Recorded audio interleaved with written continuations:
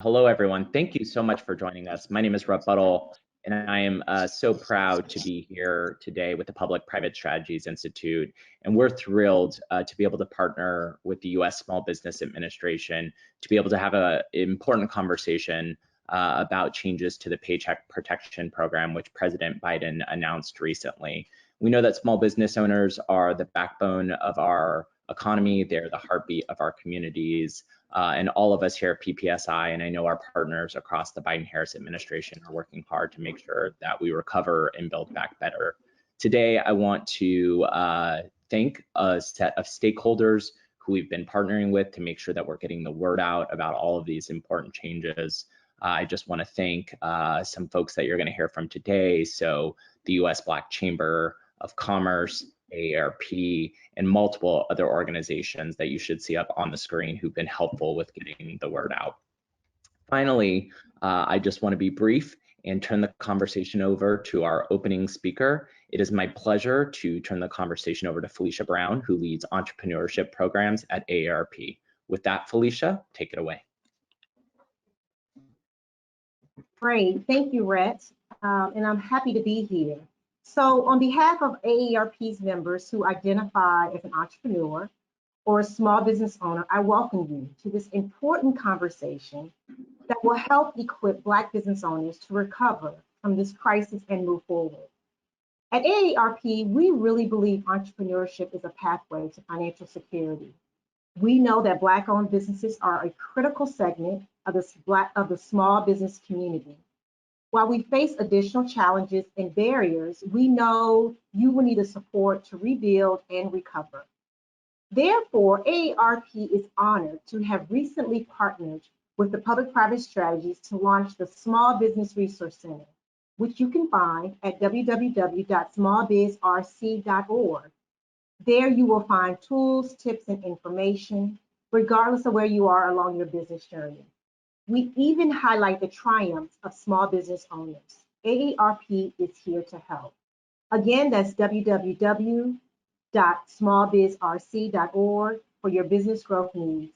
AARP looks forward to our continued partnership with Public-Private Strategies, and we are truly excited about the future of small business. Thank you and enjoy this wonderful, enriched webinar. Thank you so much, Felicia. Next, we have Patrick Kelly of the Small Business Administration. Great. Thank you, Renee. Hi, everyone. Thank you again for being on this webinar to learn more about PPP. My office at the SBA is in charge of the Paycheck Protection Program, and I'm excited to get the chance to tell you more about how we're leveling the playing field so that the smallest of small businesses can get the relief they need. My goal is to help our small business communities and put them back on the path of opportunity, enhancing equity for every small business owner. Too many small businesses, as you all know, are being left out of our recovery, and the SBA and the Biden-Harris administration is trying to make it its top priority to course correct. First, here's where we are right now during this round of PPP. The share of funding to small businesses with fewer than 10 employees is up nearly 60%. The share of funding going to small businesses in rural areas is up nearly 30%. And the share of funding being distributed across all of our lenders, but most especially through the community development financial institutions and minority deposit institutions, is up more than 40%.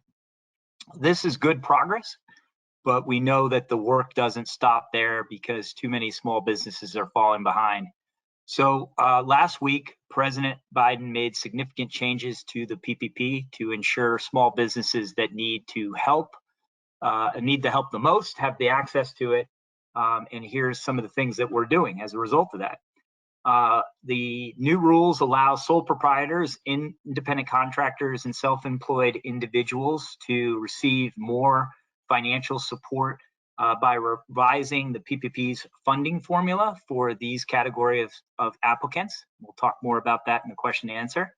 It eliminates an exclusionary restriction on PPP access for small business owners with prior non-fraud felony convictions consistent with bipartisan congressional proposals. It eliminates PPP access restrictions on small business owners who have struggled to make student loan payments by eliminating student loan debt delinquency as a disqualifier. And it ensures access for non-citizen small business owners who are lawful U.S. residents by clarifying that they may use the individual taxpayer identification number, or ITIN, to apply for PPP. With that, I'll pause and hand it back over to Renee. Thanks so much, Patrick. And I know there's a lot of questions going on in the chat right now. People want to know about the AARP link that Felicia just asked. So we'll get that into the chat. But more specifically, let's talk about what I'm seeing kind of in the questions, which is, what if I received funding during the first round, but it wasn't enough for my business? Am I still eligible for this next round of funding? Yes. So if you received a first draw during 2020, you are eligible to apply for a second draw. If you've experienced a 25% reduction in your sales measured by any financial quarter in 2020 compared to the similar financial quarter in 2019. So if you can show a reduction of 25% or greater, then yes, you can obtain a second draw. That's awesome. And I think a lot of people will be excited to hear that. There's a few people asking about independent contractors and the status and if they're eligible to obtain loans during this second draw. Are independent contractors eligible for PPP loans? Yes. So one of the most significant changes that President Biden announced last week relates to independent contractors and helping them with a new calculation for the eligible amount of funds. It used to be that it was calculated through net income. It's now calculated with gross income.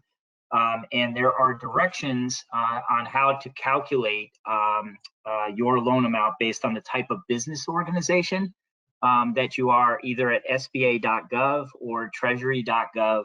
And it breaks out corporations, sole props, etc.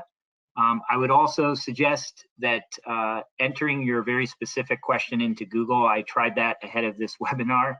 I'm an S Corp, I'm an independent contractor, I'm a C Corp, I'm an LLC, I'm a single member, etc. Those questions can be found there, and there's really good resources there as well.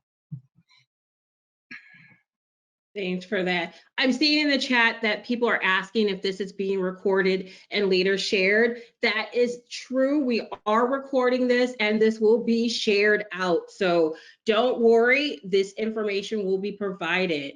Another question I'm seeing is, are the new rules retroactive? So no for gross income calculation. So unfortunately, they are not retroactive to your first draw, although they can be applied to your second draw if you obtained a loan in 2020. I will say that the Biden administration, as well as Congress, are aware of this challenge and are trying to address it. But currently, you are not able to get a retroactive change to your gross income calculation for your first draw PPP loan. Thanks for that. There's a lot of people asking about forgiveness, and I think there's a lot of confusion. People don't know what forgiveness means. Are they eligible? Do they have too much money where it can't be forgiven? What are the terms of forgiveness? Are you able to talk about what does forgiveness mean? Who's eligible? Just what is forgiveness all about with the PPP program? Yes. So what forgiveness is all about is to forgive your loan. And to date, a third of the 5.2 million first draws have been forgiven, and of those applications, 99.1% of those applications received full forgiveness. So Congress and this administration wants you to be forgiven for your loan. The rules fall down roughly around, if you use 60% of your proceeds from your PPP draw on payroll, and 40% can go to eligible expenses, including utilities, rent, things like that. As long as you do that over either an 8-week covered period or a 24-week covered period, as the stats show, you will be forgiven. And how does one apply for forgiveness? So forgiveness is a two-step process. First, you return to the institution, whether it's an MDI, a CDFI, fintech lender, bank, credit union, wherever you got your first draw, you return to that intermediary, you submit your application, that lending intermediary reviews your application, sends it to the second step to the Small Business Administration, to my office, and we sign off on the lender's decision of your application, which again, to emphasize again, 99.1% of the applications that have been submitted to SBA have been fully forgiven. Well, that's good news to hear. So people who are asking questions about forgiveness, definitely make sure you apply for forgiveness. That's a good stat to know. There's some questions about EIDL and PPP. So it looks like some people are saying they received an EIDL loan and the first round of PPP funds. Are they still eligible for this round? And can they, or is there a max amount of money that they can take out? Yeah, so your eligibility for the second draw depends on whether or not you can demonstrate a 25% reduction in any quarter of 2020 versus the similar quarter in 2019. And so there are steps at SBA.gov, steps at Treasury.gov, and then steps that you can Google as well to calculate that. And how to, but your lending intermediary is well equipped to help you with that process to get that second draw. Great. Just want to reiterate that we are not answering specific questions that people have. We understand that there are unique situations that everyone may have. So we cannot answer everyone's specific questions, but what we're trying to do is look through the chat. As many of you have, when you registered, provided questions, go through and sort of see where the commonalities are to ask questions that get to the root cause of some of the questions you have. So just want to be mindful of that. Seeing some questions too about small business owners who started their businesses in 2020, but do not have any receipts or any sort of like payments or anything that began in 2019, like payroll or anything like that. Are they still eligible for PPP? So this is a less satisfactory answer. It depends. So you may be eligible if your business was in operation before February 15th, 2020. And then the questions regarding financial statements and so forth, there's flexibility about how to apply and document, and it depends on your unique circumstances. Got it. We know that like the SBA has final rules that are supposed to come out. We're seeing some questions about, are the rules out? What are the rules that come out with sort of these new changes? Are you able to talk through what happened in that space of how implementation is going with the rules? Yeah, thank you, Renee. So I'm happy to report that all of the forms and the interim final rule that governs the change that President Biden announced, allowing for the calculation for independent contractors, sole proprietors, and self-employed individuals to calculate their PPP loan amount using gross income as opposed to net income has taken effect. It was posted on March 3rd of this week, and the forms are up. And as of this morning at 9 a.m., lenders began submitting applications with the new calculations.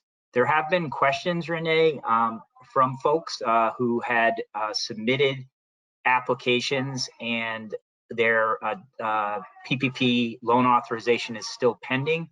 You can proactively request from your lender that you withdraw your PPP loan application so that you can now recalculate that and take advantage of the new formula. And so lenders participated nationwide yesterday at 4 o'clock with my office on a national training.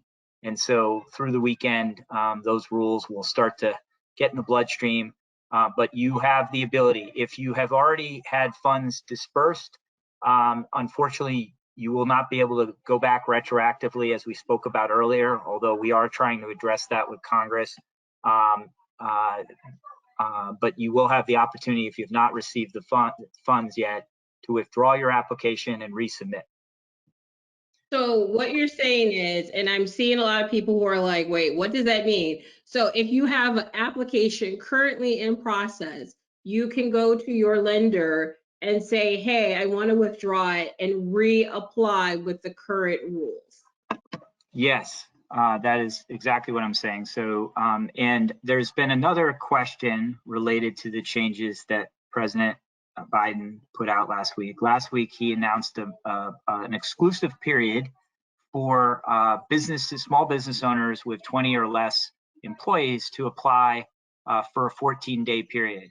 What I want to underscore is you can still apply as a business with less than 20 or less employees after March 9th, when that exclusive period sunsets.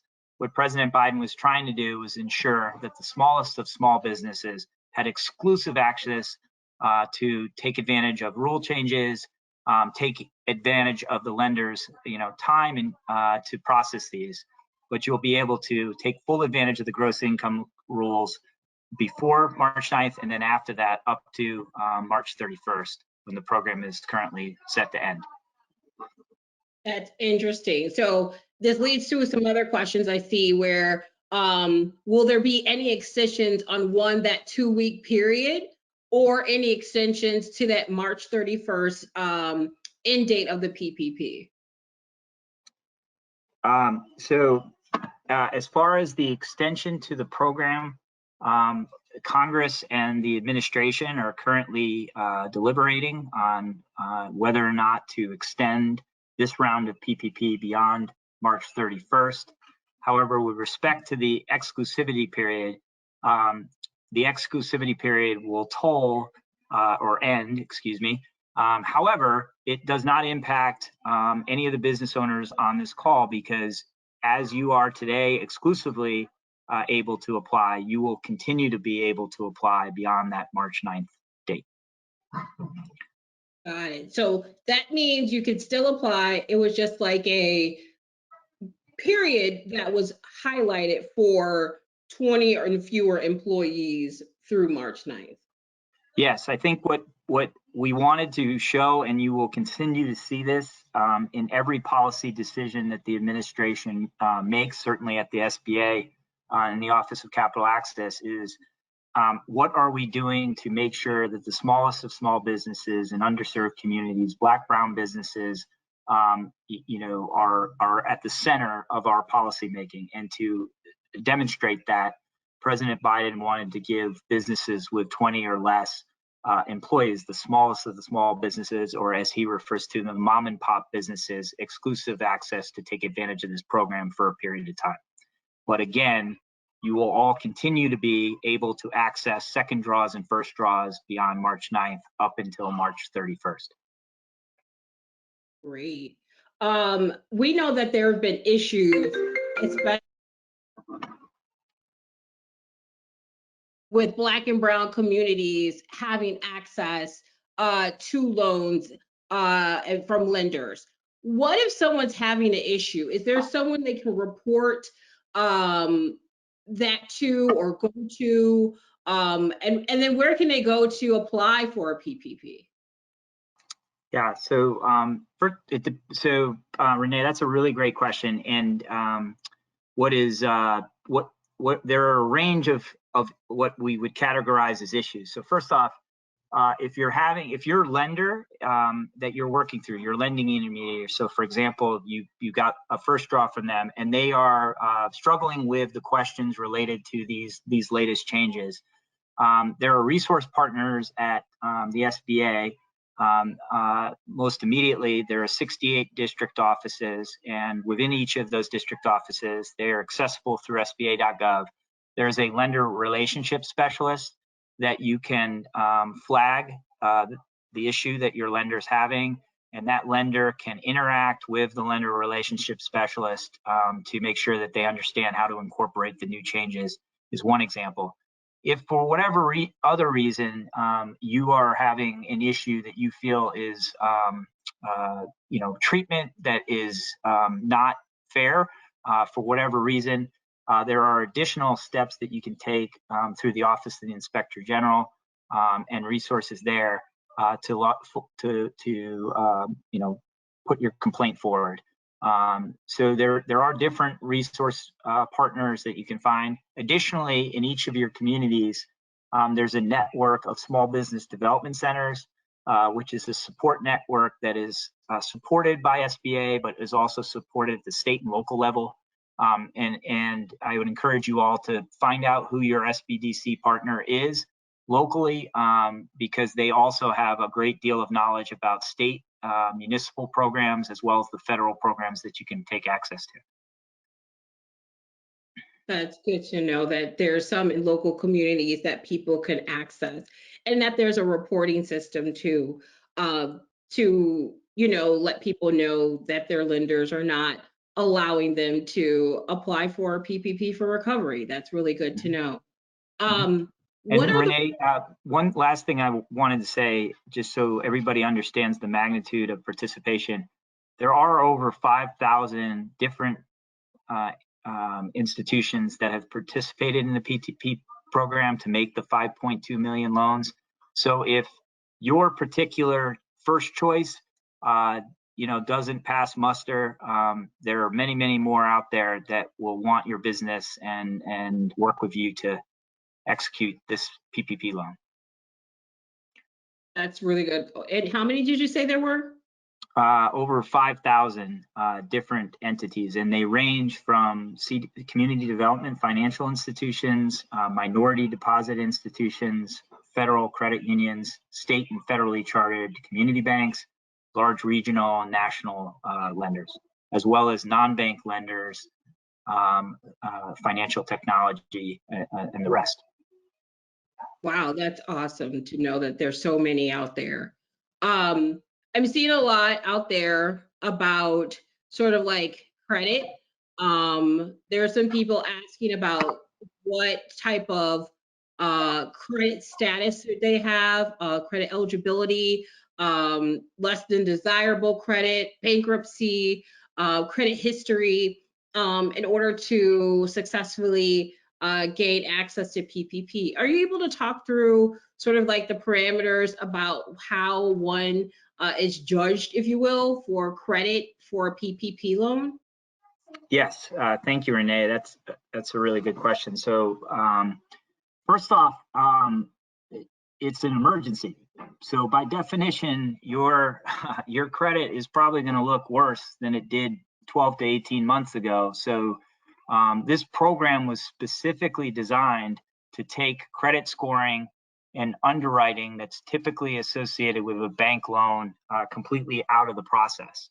The PPP loan process is predicated upon a calculation of for the most part 2.5 times payroll, but as we mentioned, with President Biden's new policy specifically addressing the situation where independent contractors, self-employed individuals, and sole proprietors found themselves in, which is they do not have employees to calculate that.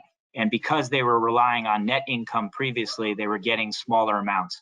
with the new calculation for gross income, you will be eligible, hopefully, for more relief.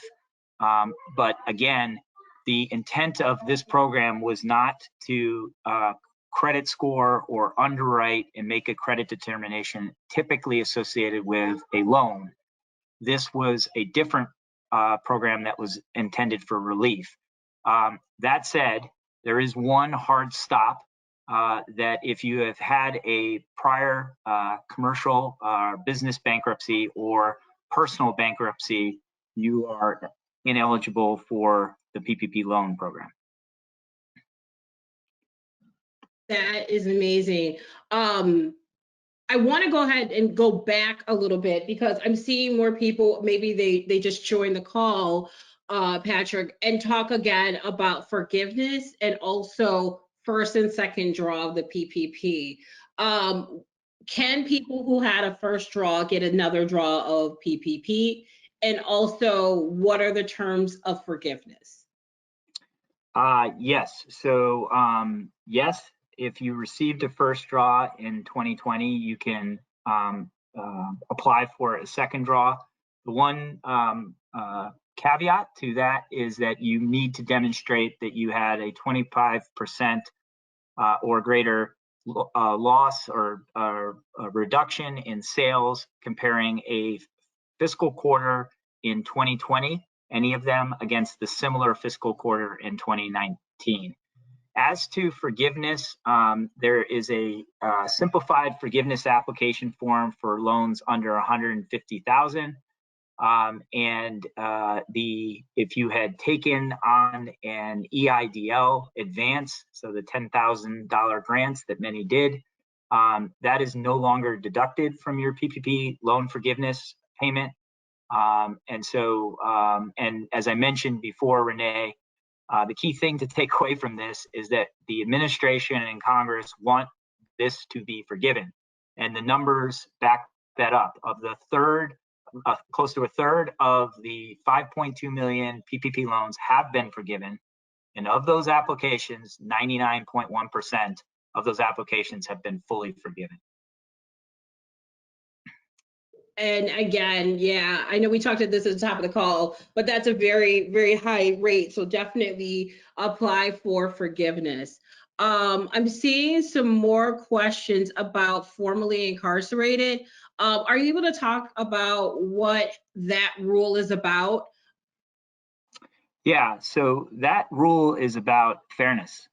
And that rule is about what we are as a country. You made a mistake.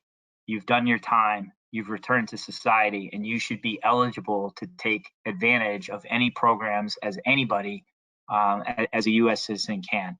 And so, consistent with bipartisan proposals in Congress, President Biden is allowing for folks that have committed or were convicted of felony misdemeanor charges beyond over 5 years ago to fully avail themselves of these programs.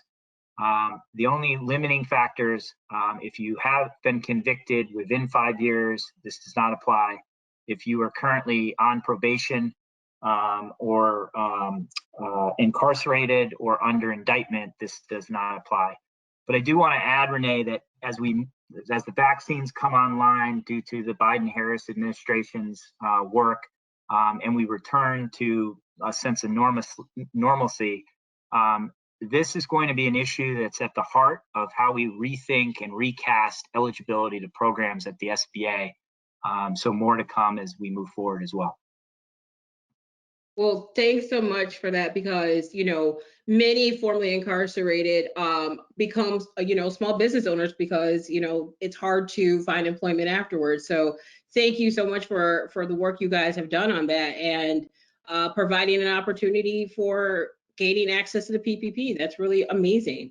Yeah, and Renee, I just want to add one more point on that point. The nominee, and knock on wood, hopefully Isabel Guzman will be confirmed, but if she is confirmed, she worked very closely with our offices in her prior capacity at SBA on these very issues. because the check the box issue is an issue, and we need to address it. Agreed. I'm seeing in the chat right now to confirm is March 9th the deadline to submit your application. Just want to throw that one out to you. Yeah, great. So it's the deadline for the exclusive access that President Biden and the Biden-Harris administration has given to businesses, the smallest of the small, or as President Biden would say, the mom and pops, 20 or fewer employees. But on March 10th, you are an independent contractor, you are a self-employed individual, you're a sole proprietor, you're a small business with 20 or less employees. You can still apply. You just now will be part of the regular order, and all businesses will be racing to the deadline of which is program is set to sunset at March 31st. Great. Want to ask this question again, but in a different way because I'm seeing it in different terms as well. Started my business in 2020. Am I eligible for a PPP or PPP and EIDL loan? So if you started your business before February 15th, 2020, you can be eligible for a PPP loan, provided the different rules we've been talking about are navigated. And we're getting a lot of questions, so we're gonna only ask a couple more because we're almost at time. Can I get PPP funding to purchase real estate, expand my business, whether it's mobility business, buy additional inventory, etc.? We're seeing a lot of different things that people are wondering, can they use the funding for their business? Yeah, so this is a great question. So first, the Paycheck Protection Program is an emergency measure designed, as its name, to help keep people employed and to address payroll. It is a temporary program because hopefully with the vaccines taking hold, we will return to normalcy. There are other programs that the SBA offers that are available through the same lending intermediaries that you've used to obtain your PPP loan, that are excellent products for business acquisition. They carry longer terms to repay the debt, which lowers the debt service that you have to pay on a monthly basis. The interest rates are capped. There are no covenants. There are no prepayment penalties for accelerating payment, and you can obtain those without collateral. For owner-occupied real estate, there are two programs, the 7A and the 504 program. You can work with a certified development corporation, of which there are 270 nationwide in all of the states and territories, to work with a bank to apply for a 25-year owner-occupied, a 20 to 25-year owner-occupied real estate mortgage, again, with the same characteristics that I've described. So one of the hopes and one of the things that we're laser focused on is ensuring that these 5,000 plus lenders, CDFIs, minority deposit institutions, credit unions, banks of all shapes and sizes, continues to leverage those tools and makes that capital available in the months and years to come as we recover from the pandemic. Awesome. Got two more questions. This one is from the chat, and I want to make sure about this too. In clarifying for the formerly incarcerated, if you're on probation but were charged or you were arrested and convicted over 5 years ago, but still on probation, are you?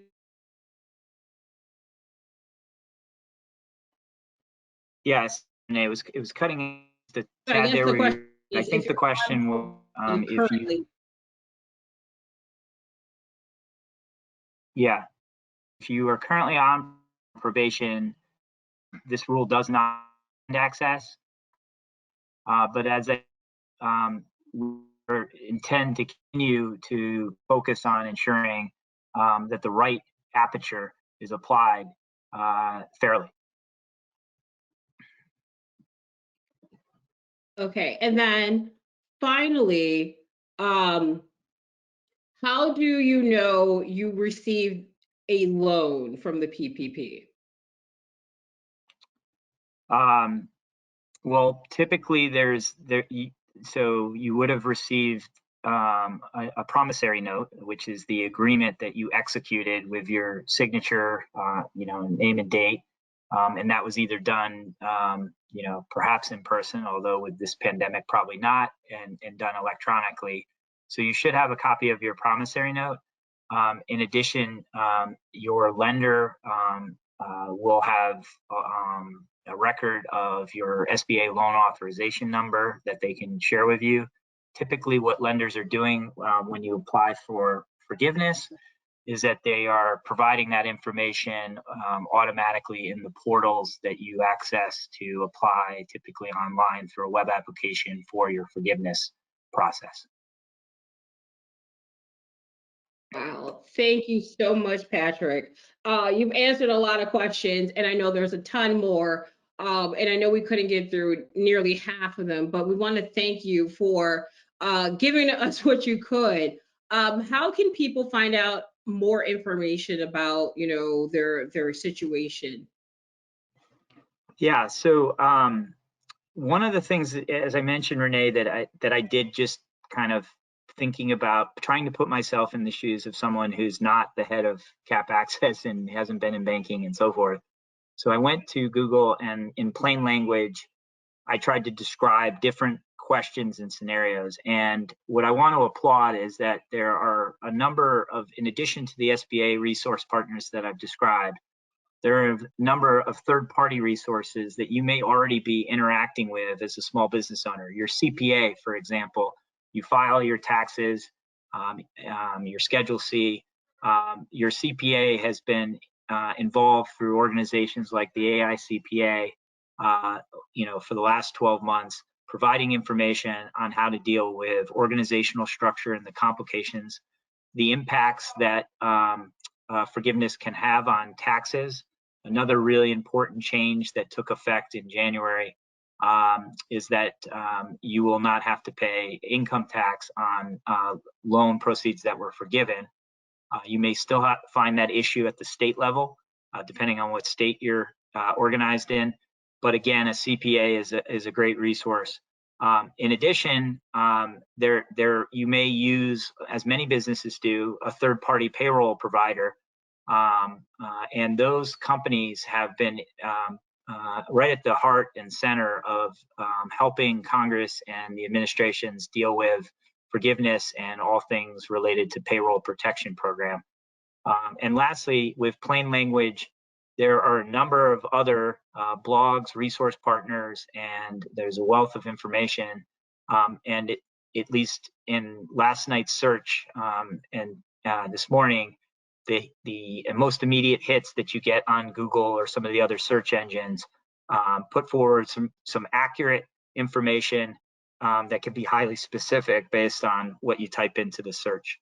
And then finally, we do have a network of resource partners, small business district offices, and all 68 of them across all 50 states and territories. There are different veteran specific centers out across the 50 states. And as I mentioned, small business development centers that are typically affiliated with community colleges, universities in communities, large and small, across all 50 states and territories. Wow, thank you again so much, Patrick. We really appreciate it. Next, we have Peggy, the General Counsel to the Small Business Administration. I'm Peggy Delanois Hamilton. Nice to meet you all. Thank you so much, Renee, for that introduction. I also wanted to thank Patrick at my office at the Small Business Administration for all of his expertise and his willingness to take the time to answer directly all of those many questions from small business owners. I know his job isn't easy, to get in front of thousands of people, to answer so many questions, which are both tough and complicated. It speaks to the type of people who work at the SBA, who are focused on providing the kind of service and is kind and caring to our small business owners. So thank you both. I just wanted to take a few seconds to talk a little bit about myself. As Renee has mentioned, I'm the general counsel for the Small Business Administration. I'm a child of Haitian immigrants and grew up in Brooklyn, New York. And after law school, I started my career with a commitment to access and capital, particularly the communities of color. Being a banking lawyer by choice and by my training, I know firsthand the power of financial institutions by bringing capital and credit to the communities that need them. And I'm really excited to be joining the Biden administration at this time and joining the SBA at this time, when they're both focused primarily on making sure that there's capital and credit to the communities that need them. So for the first time in my career, my personal values align with my professional interests. So before I hand this over to Ron, I wanted to just quickly touch on the president's historic $1.9 trillion American Rescue Plan. It's a plan that seeks to build a bridge towards economic recovery. So this week, the Senate will consider the American Rescue Plan. And if the Senate doesn't pass it, here's what's at stake. In less than 2 weeks, around 11 million Americans will start to lose their unemployment benefits. And an opportunity to offer $15 billion in grants to the hardest hit in small businesses, about $10 billion in investment and successful state, local, and tribal small businesses, financing programs to help small businesses innovate, create and maintain jobs, and provide the essential goods and services that communities depend on. $25 billion in grants for small restaurants that have lost substantial value. Devote an additional $1.25 billion in funding to support live venue operators, theatrical producers, live performing arts operators, museum operators, motion picture operators, and talent representatives that are struggling to make ends meet. And finally, an additional $7.25 billion in funding for the Paycheck Protection Program, which we've all just been talking about today. So thank you so much for having me on this opportunity to speak to all of you. Thank you so much. Thank you, Peggy. We're honored to have with us a special guest today. He is with the White House. He is the Senior Advisor of Office of Public Engagement. Trey? Thanks so much for the introduction. Thanks for having me. My name is Trey Baker. I am honored to be Senior Advisor for Public Engagement here at the White House. For all of you who have participated in this program today, Patrick, my good friend Red Buttle, this has been amazing. So thank you for putting this on and for the opportunity for all of these business owners out here to come and see exactly what's happening in the new additions to the PPP program, particularly. I come from a small town called Grenada, Mississippi, where I was in municipal government as the city manager for years before coming here to the White House. And one thing that we relied on was we were a tourism community. We relied on people coming to hunt and fish and do all those things, those outdoor activities in Grenada. And so many of the businesses that prop those industries up were small business, were family-owned businesses. The store where people went to get their bait, the store where people went to get their fishing hooks, the place where folks went to take tours of Grenada Lake. And so I come from a community and understand just how important it is that there's something to prop up and to support and to provide for these communities across the country that depend on these small businesses in order to thrive. Personally, for the last decade or so, I've worked to try to champion inclusion of Black communities across the country and equitable treatment for everyone. And we want to continue to do that as a part of this administration. But we completely understand the challenges that we're confronting and the challenges that communities are confronting across the country. Quite frankly, folks, small businesses are hurting. And we know that the pandemic has hit businesses owned by communities of color particularly hard. So all of you out there who are struggling right now, we do understand that this is happening. And I want to make sure that you know that the White House is working hand in hand with the U.S. Small Business Administration to ensure that the inequities that were, exposed, that were, quite honestly, we saw them to be even worse. We're doing something to make sure that everything is being done as equitable as possible, and that everything is being seen through the lens of equity. It pains us all to be able to walk around. In DC, you see shuttered buildings. In towns across the country, you're seeing these shuttered buildings. And just like all of you out there, small businesses like yours make up 90% of the businesses in America. And so we have to make sure that they're able to grow and they're able to thrive. President Biden is working hard to make sure that they get the crucial relief funds in order to weather this storm. You may have all seen everything that's going on right now with the American Rescue Plan and making sure that there's a push to get relief across the board.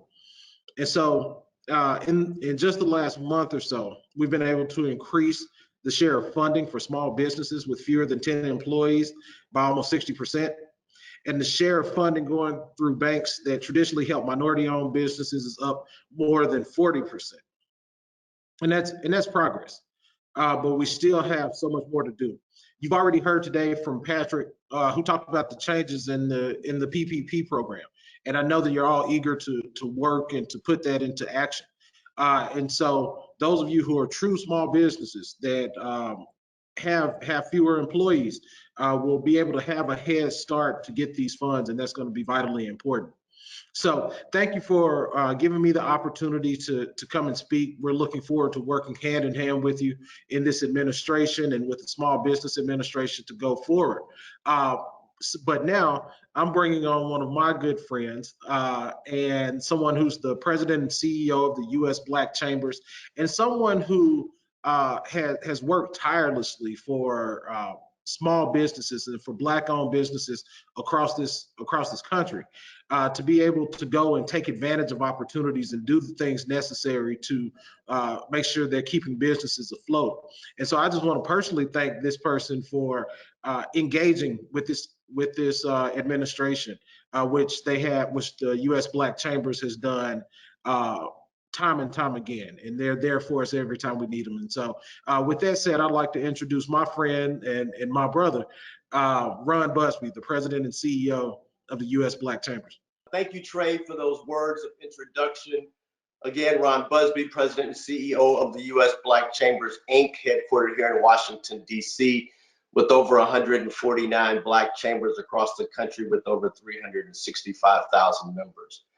We all heard the data and the statistics over the last 12 months of the number of Black-owned businesses that were forced to close due to the virus, due to the unrest going across the country, and just due to a poor economy. 41%. And when the U.S. Black Chamber surveyed our members across the country, the one thing that we all recognized was that many of the businesses that were forced to closed because of lack of information. They didn't know where to go. A lot of the PPP and information was just confusing, did not know where to go to get the answers, didn't have the relationships with the banks, did not know how to fill out the applications. And so the U.S. Black Chambers, along with the partners that are on this call this afternoon, heard our call, heard our cry for data, heard our cry for time to be able to implement what was needed for our businesses to develop those relationships, to make sure that our concerns were heard. We know that of the 2.6 million Black-owned businesses, 2.5 million had no employees. And so for us, a program that was created to make sure the employee was taken care of, but not the employer, was really a program that we did not see had our businesses included. And so there were things that were developed into this program that we all can say we had a fair shake at. We've heard that the numbers now for 20 and now even 10 or fewer employees is included. We now know that our businesses, those sole proprietors, now have the ability to earn up to $20,800 in this new payroll protection plan. We heard that a lot of our business was concerned about student loan debt because so many of us were forced to take out a loan to be able to just go through and gain the knowledge and the acumen that we needed to be successful entrepreneurs, but it was being held against us. We know that many of our business owners were forced to go to prison for things that had nothing to do with their acumen or their ability to be able to run a successful business, but because of the traditional legalities, many of them weren't able to participate. So the concerns that we advocated on behalf of were heard. What I have heard now is also about accountability, transparency, and the ability to be able to work alongside the White House as well as this administration. And so for those of you that are here today, I thank you for your time that you spent with us this afternoon. You can continue to find out more information about the U.S. Black Chambers at www.usblackchambers.org. If you're a Black-owned business, you can onboard your firm at byblack.us,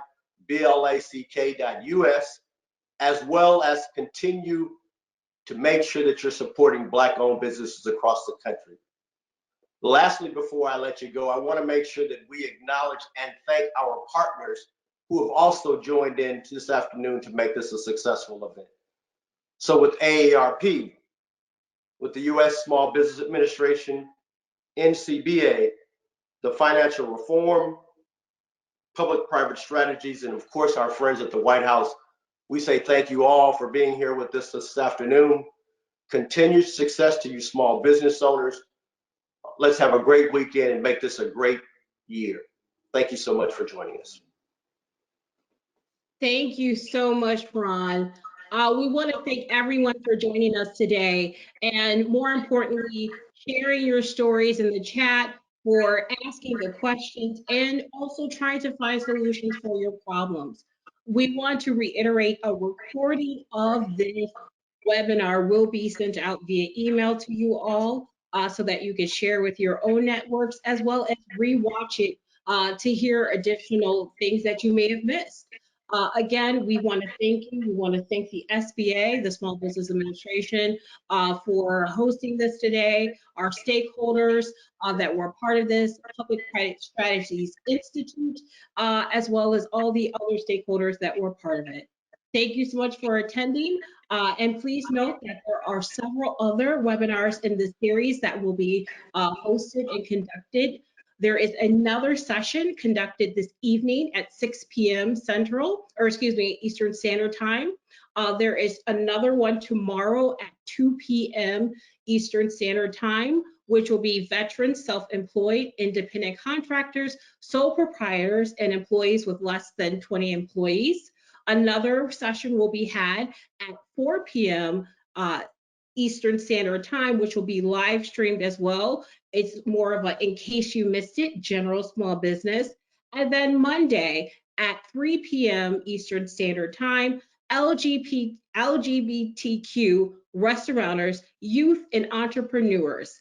Again, thank you so much for joining us today, and we hope you have a great weekend.